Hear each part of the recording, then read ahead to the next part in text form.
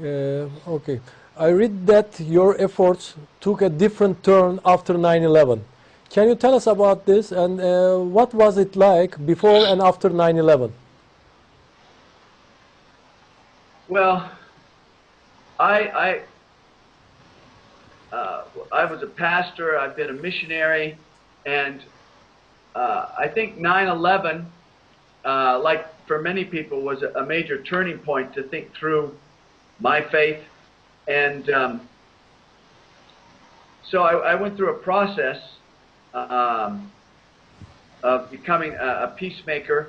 But what you're so aware of is that 9/11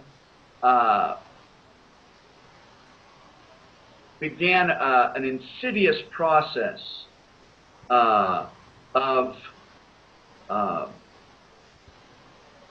causing huge conflict between Christians and Muslims.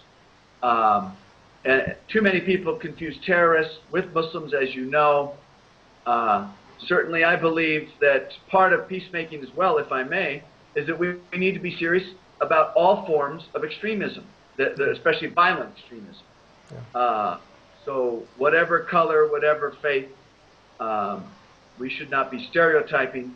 So I've been working hard at trying to break down those stereotypes. And I mean, I've lived in Indonesia, the world's largest Muslim nation. So I have a heart, and I've loved Muslims. I've known some wonderful Muslims. And since I've been a peacemaker, I've met many leaders like Oktar. That was fun seeing him at the UN.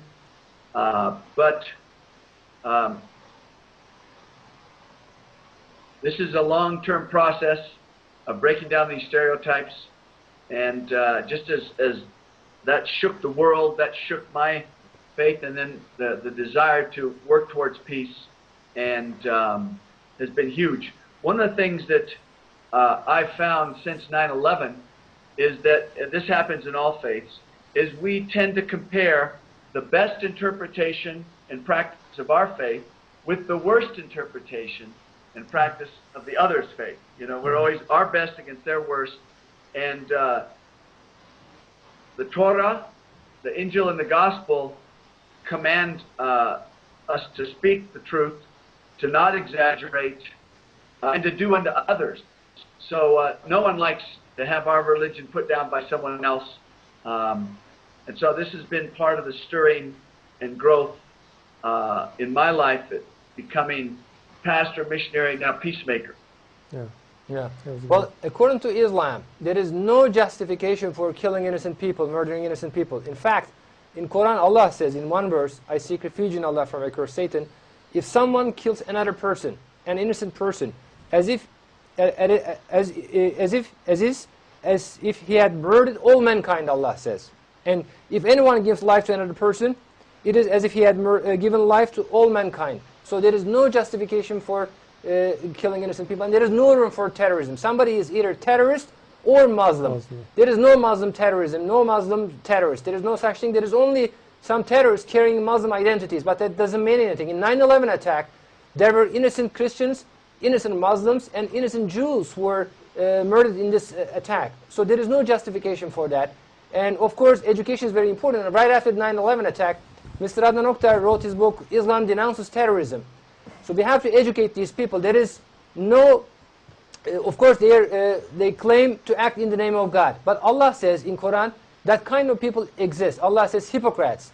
Hypocrites exist who swear to act in the name of God. And according to Quran, they tried to murder even the Prophet and the companions. But they swore to act in the name of God. So, of course, radicalism and extremism against Islam. We are well aware there's radicalism and extremism has emerged, not only between Muslims, among Christians and Jews also, but the only way to cure this problem is to educate these people, not killing these, murdering these people, but to educate these people. Yes. Yes. Yes. Yes. Jerry, your comment, please? Well, we have, you know, as you said, the education is the main thing, and it's all across the board. And I think one thing to me that is really important, I know a lot of people that say, well, this is the only book I read. So this is what I believe, this is the only book I read, this is the only thing I go by. To me, that is a major mistake. because it also says, not only in the Quran, but in the Bible, and so it says that I have created as many tribes that you might come together. And there's a reason for that. It's because we all have something to teach one another, and so do the books of each faith. I have all of the books of faith here. I have one on this side of my desk over here. I have another one over here. And I do a lot of reading in all of the faiths. And one thing that if a person takes the time to do this, they will actually see the commonalities within them. If they don't take the time to do it, and they just go off of what they hear, a lot of times, just as Mr. Levitt said a while ago, you have a lot of people that will take this part of one and this part of the other, and they'll compare the upper and the lower, but everything in the middle is gone. And unless somebody's reading that for themselves, they don't see what's there.